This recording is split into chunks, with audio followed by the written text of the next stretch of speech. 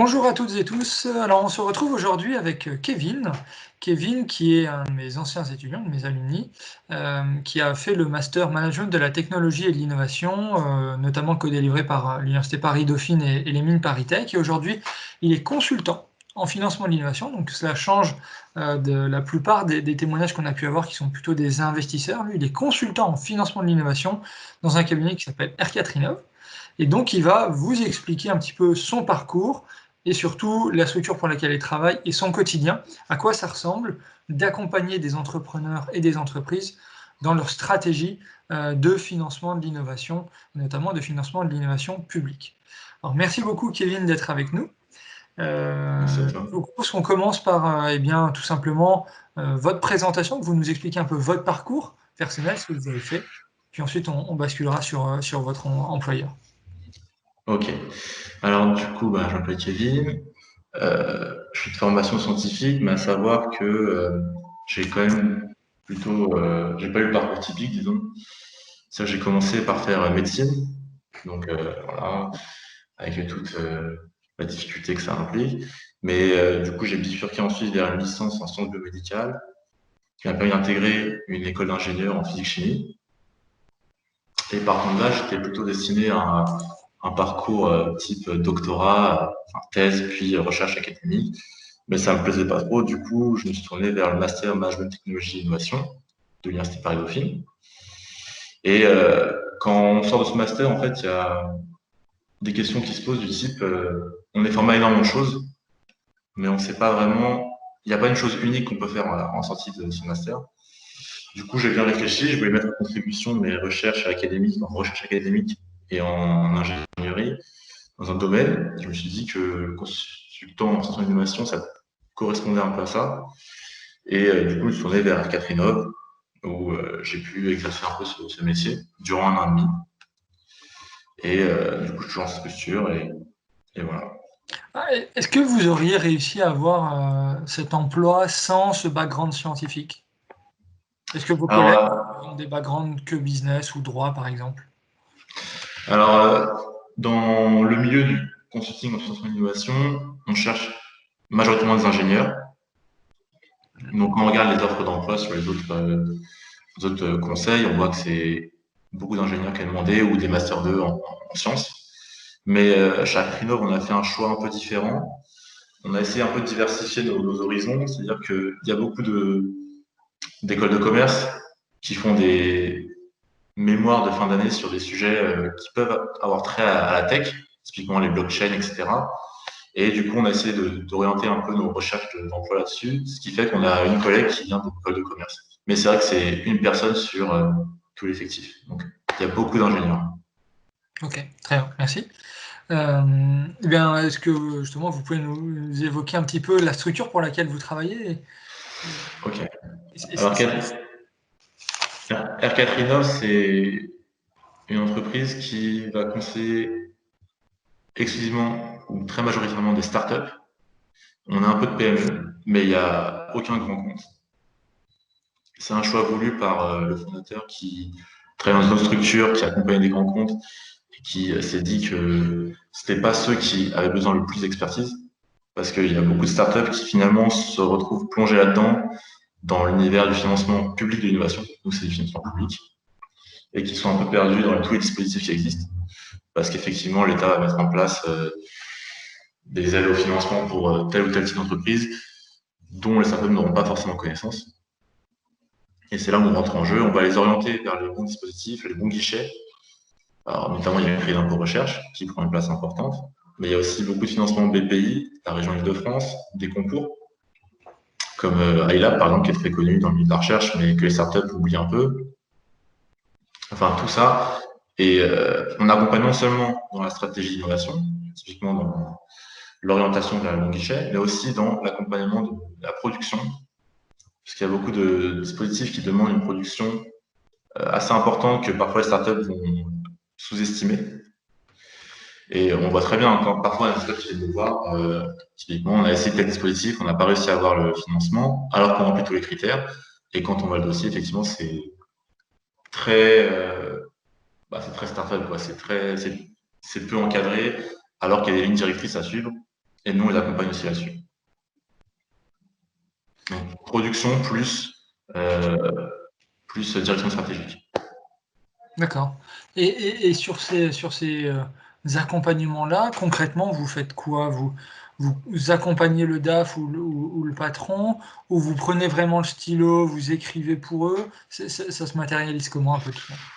Alors en fait, au départ d'une mission, on va d'abord savoir ce que veut le client. Donc là, c'est soit avec le DAF, soit avec le CEO, soit les deux. OK. Puis, on va faire en sorte que le CEO nous oriente vers les bonnes personnes dans cette structure si besoin, donc typiquement le CTO ou les ingénieurs qui font les développements, soit c'est avec le CEO directement qui va nous dire on a tel projet, comment le matérialiser pour ce type de financement. Mmh. Et là, on va faire un travail d'aller-retour avec lui. Typiquement, on va lui demander des informations d'abord brutes sur le sujet, que nous, on va reformaliser pour le financement. Puis on va lui renvoyer, et ainsi de suite. Avec itération, on va réussir à avoir un dossier final qui permettra de retranscrire au mieux ce que le client veut et de rentrer dans les clous du dispositif. OK, très clair. Et alors, typiquement, en termes de secteur, de spécialisation, vous avez une orientation forte chez vous ou c'est agnostique? Alors, on a tendance à être agnostique dans le sens où les ingénieurs qui composent les équipes ont des domaines d'expertise très variés. Mais il s'avère que dans le domaine de la tech à Paris, là où on est situé, il y a beaucoup d'entreprises, je dirais, digitales. Mmh. Donc ça, je dirais que c'est peut-être plus de 50% de nos clients. Quand même? Bah, il s'avère qu'à Paris, il y a quand même une grosse partie des startups qui sont créées et je pense que c'est du fait qu'il y a beaucoup moins d'infrastructures à avoir qui sont dans le domaine digital. Et on essaye un peu ensuite de diversifier notre portefeuille avec des startups qui viennent de la chimie, de la biologie.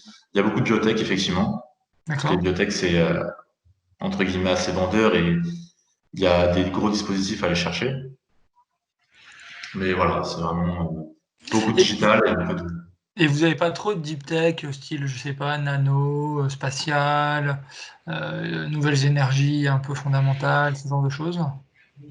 Alors, on a un peu de deep tech en électronique, D'accord. mais non.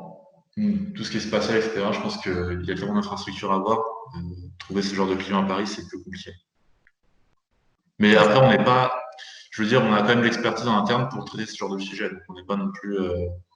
Si on rencontre le client, on va pas le réorienter vers quelqu'un. D'accord, OK, très bien. Et aujourd'hui, chez, R4 Innov, le on va dire l'origination du chiffre d'affaires, ça vient un peu plutôt de quels produits, sur lesquels vous accompagnez les entreprises?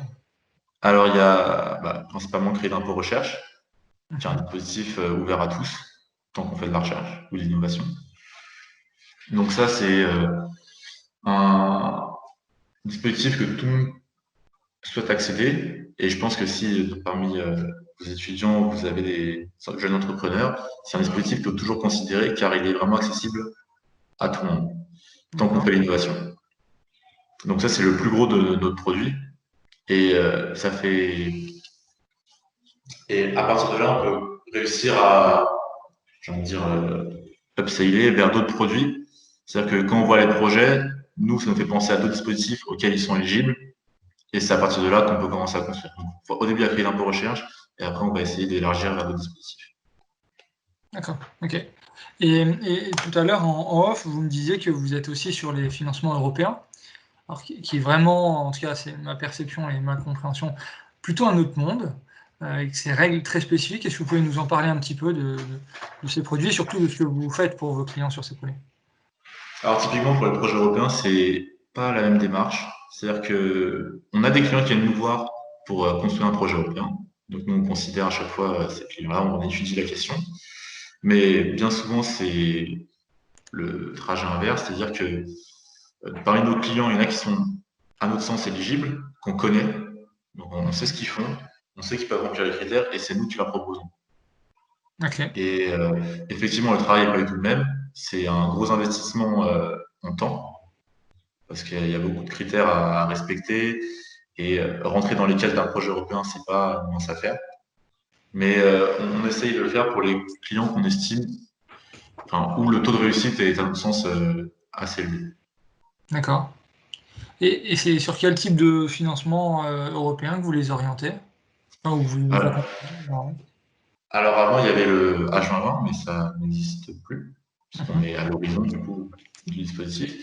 Et là, il y a, et du coup, ils ont remplacé ce dispositif par EIC Pilote, où avant, il fallait avoir un consortium, mais maintenant, c'est plus obligatoire.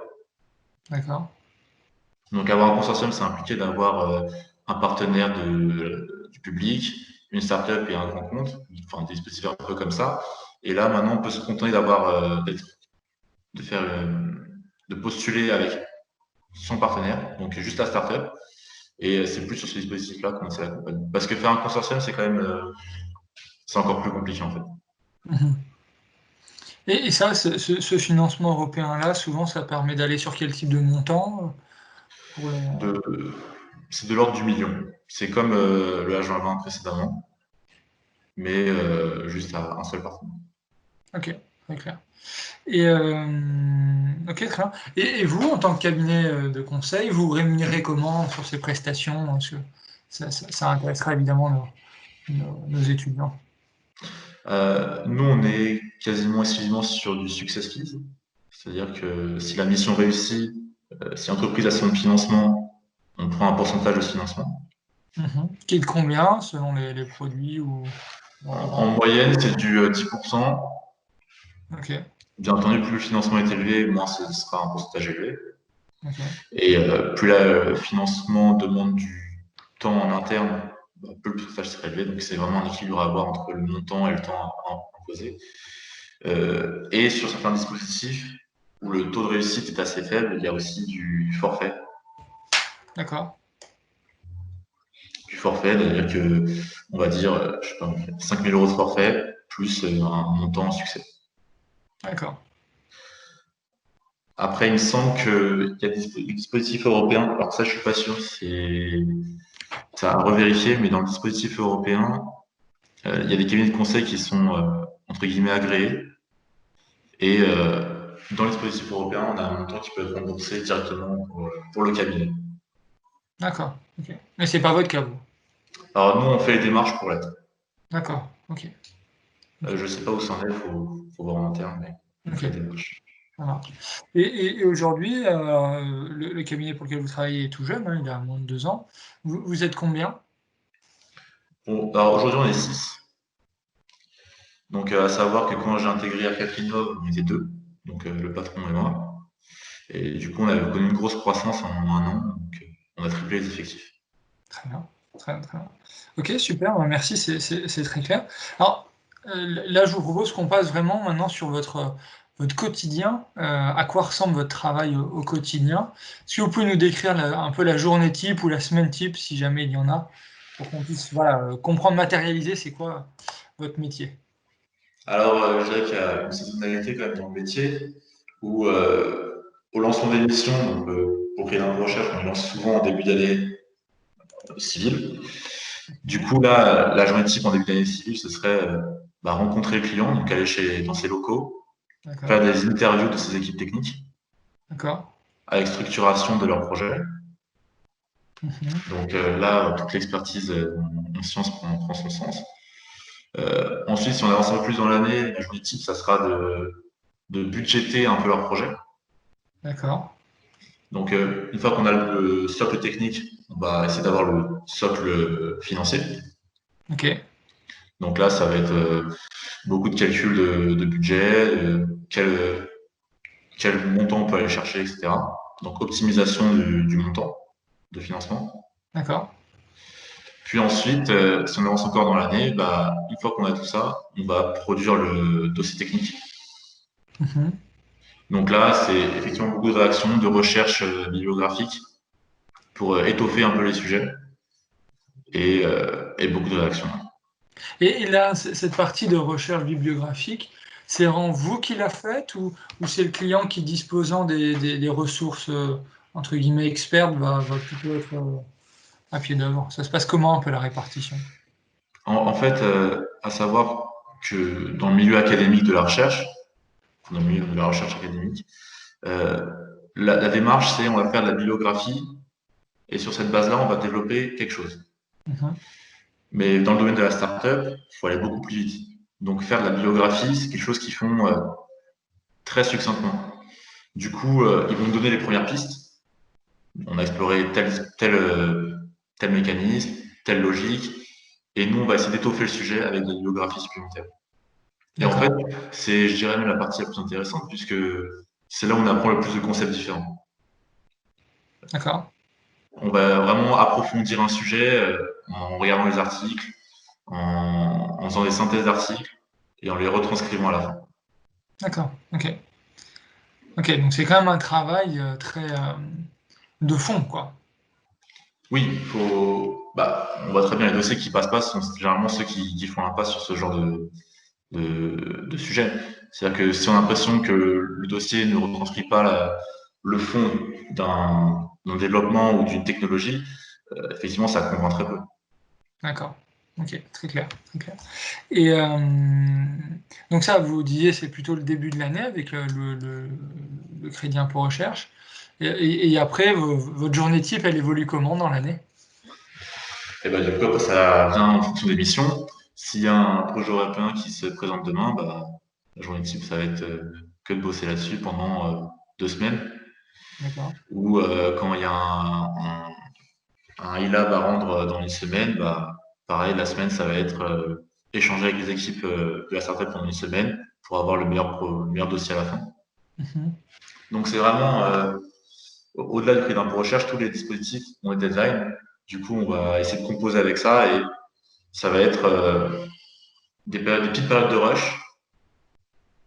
Typiquement, pendant 2 semaines, on va faire un rush sur tel dossier parce qu'il faut le rendre, parce que la deadline pour ce dispositif-là, c'est tel jour. Donc là, c'est aller-retour avec la startup.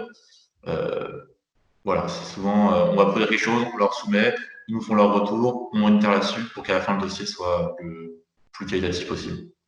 Et vous, dans votre quotidien, vous êtes vraiment, c'est très séquentiel dans le sens où vous enchaînez les dossiers, mais à chaque fois vous avez un dossier, ou au contraire vous avez, je sais pas, 12 dossiers en même temps. C'est... Alors, chaque employé d'Acatinov a un portefeuille d'environ 20 clients. Ah, c'est ce que je me Donc, suis. je pense qu'on peut faire plus, mais là, ce serait vraiment délaisser la qualité du dossier. D'accord. Et c'est vraiment, on va essayer de gérer nos 20 clients du plus urgent au moins urgent, quoi. Donc, on va composer on va les faire évoluer tous en même temps, mais dès qu'une urgence se présente, on va forcément se focaliser sur celui-là. Donc, Ok. on fait tout évoluer en même temps et par certains moments, il y aura des sprints sur certains dossiers. D'accord. Et sur ces dossiers, vous travaillez quoi? C'est en équipe au sein du cabinet ou à chaque fois c'est vraiment une personne, un dossier? Alors, une personne va driver le dossier, Mhm. mais pour éviter toute erreur, il y a forcément un senior qui fait à chaque fois une phase de relecture à chaque itération. Donc, c'est-à-dire que même un junior, il est pas laissé à lui-même dans ce milieu-là, quoi. Il y a forcément un senior qui le suit. Même dans tous les cabinets, je pense que ça marche comme ça. Et justement, cette expertise, elle est acquise comment à l'origine? Alors, pour vous, on imagine que c'est issu de l'expérience que vous avez eue au sein du cabinet, mais à la base, je sais pas, pour votre patron, comment il a développé ce savoir de ce qui fonctionne, ce qui fonctionne pas, euh, qu'est-ce qui est attendu? Alors, je pense que c'est vraiment à l'expérience des dossiers. Parfois, on va se dire qu'on fait un truc, un dossier béton, et on est étonné quand il passe pas. Et au contraire, quand il y a un dossier qu'on estime un peu plus light, il va passer. Donc, c'est vraiment l'expérience et surtout au retour que l'administration peut faire sur les dossiers. C'est des choses à étudier, réétudier et vraiment se caler là-dessus pour avoir cette expertise. C'est-à-dire que parfois, on va avoir un retour de l'administration qui va nous dire que ce dossier ne peut pas passer pour telle raison. Mhm. Et bah, ça, c'est l'expérience à acquérir au fur et à mesure. Et au fur et à mesure, on va essayer de combler ce déficit. Et je pense que mon patron, il a quand même 10 années d'expérience. Il a dû voir des choses qui l'ont choqué, qui l'ont fait évoluer. Notamment, il a un très bon ami à lui qui est avocat, Mhm. avec lequel on travaille aussi nous maintenant. Et typiquement, ils ont vu vraiment des vertes et des pas mûres, j'ai envie de dire. Et c'est ça qui fait évoluer, je pense. Ok. Et le taux de succès que vous avez, vous, sur les différents produits, alors il y en a qui sont beaucoup plus durs à avoir que d'autres, hein, évidemment, mais il est de quel ordre? Hum, je pense déjà sur le crédit d'impôt recherche, on est à quasiment 100%. D'accord. Et sur les autres dispositifs, subventions et aides, je pense qu'on est à un peu plus de 50%, peut-être 60%. D'accord. C'est-à-dire que les dossiers les plus qualitatifs, on les a réussis, et peut-être les plus litigieux, on doit être à 50%. D'accord, ok. Ok. Et sur les projets européens, alors vous n'en avez peut-être pas beaucoup, donc c'est peut-être pas significatif, mais... Sur les projets européens, on n'a pas encore soumis de dossier, on travaille dessus, mais je crois que c'est un de mes collègues qui fait ça et il n'a pas encore soumis de dossier. Donc on ne D'accord, sait pas encore si ça va ok, passer ou pas. d'accord. Très bien. Et, l'image qu'on a aussi des métiers en consultant de financement de l'innovation publique, c'est une part qui peut être importante dédiée au commercial pour trouver des nouveaux clients. Pour vous personnellement et chez vous au sein du cabinet, c'est quelle proportion du temps? Euh, Commercial, j'entends pas la réunion, la première réunion. J'entends vraiment démarchage, devis, etc. alors à notre échelle, pour l'instant, c'est uniquement le patron qui fait ça. D'accord, C'est-à-dire qu'il a son expertise dans le métier est plutôt convaincante et suffit à faire la démarche commerciale. d'accord, Donc pour l'instant, c'est un domaine qu'on n'est pas amené à faire évoluer, vu que ça marche bien. Mais effectivement, si l'entreprise grossit, je pense que chaque consultant devra faire cette démarche. Mais pour l'instant, c'est pas le cas. d'accord. Ok. Après, si on a des connaissances qui ont besoin de cette expertise-là, on va mettre en relation. Typiquement, j'ai fait ça avec un ami à moi, mais c'est pas en Oui, majorité. c'est du coup par coup, quoi. C'est pas structurellement dans votre poste. Exactement. D'accord, très bien, très bien. C'est très clair. Euh, ok, bon, je pense qu'on a déjà vu pas mal de choses. Peut-être le mot de la fin pour les étudiants qui nous écoutent, demain, pour celles et ceux qui voudraient postuler à un stage ou un job comme le vôtre, qu'est-ce qu'il faut mettre en avant? Quelle qualité il faut avoir? Quel parcours éventuellement préalable il faut avoir pour espérer rejoindre une équipe sur un poste comme le vôtre? Alors, je pense que la plus grande qualité, c'est la curiosité et pour avoir ce genre de poste, il faut réussir à démontrer cette curiosité. C'est-à-dire que montrer par les démarches qui ont pu être faites, qu'on a pu explorer différents domaines qui n'ont rien à voir entre eux et qu'à chaque fois on a ressorti avec des expériences et des enseignements. Je pense que c'est une des plus grandes qualités à avoir et je pense que c'est celle qui permettra au mieux d'apprécier ce type d'emploi. D'accord. Mais ça, c'est pas forcément évident à matérialiser sur un CV ou même en entretien. Bah, typiquement, je pense que ça a fait la différence. Moi, dans mon entretien, on m'a posé comme question, mais c'est quoi tes passions? Mhm. Alors, je pense que j'ai répondu à côté de la plaque au début, puisque j'ai dit la biotech, des choses un peu bateau. Et la réponse qu'on m'a fait, et que je pense qui est riche en enseignement, c'est mais demain, tu seras en face d'un mec qui a fait HEC, hyper arrogant, ou en face d'un docteur qui, lui, ne pense qu'à ce qu'il va développer et se fiche du commercial. Comment tu vas le convaincre, toi, que tu es pertinent? Et là, j'ai réfléchi, je me suis dit que effectivement, la qualité à mettre en avant, c'est le fait, par exemple, j'avais fait des formations sur Open Classroom pendant X temps sur différents sujets, différents programmes de différents langages de programmation, ou de mettre en avant le fait que bah, j'ai fait médecine, j'ai fait école d'ingénieur, j'ai fait le MTI, enfin le Master Management de l'innovation. Et c'est comme ça qu'on va permettre de mettre sur un CV, je pense, qu'on est curieux, c'est vraiment le temps d'expérience qui n'ont rien à voir entre elles. Et au départ, ça ne pourra pas être décousu, mais ça permet d'être un bon argument ensuite. Ok, très clair. Bah ça, je pense que c'est un très bon conseil et ça sera le mot de la fin. Merci beaucoup, Kevin, pour ces 22-23 minutes passées ensemble, Merci fortement à toi. Merci à toi. riche, riche en enseignements pour nos étudiants. Et puis, bah, merci à toutes et tous et à très bientôt. À plus.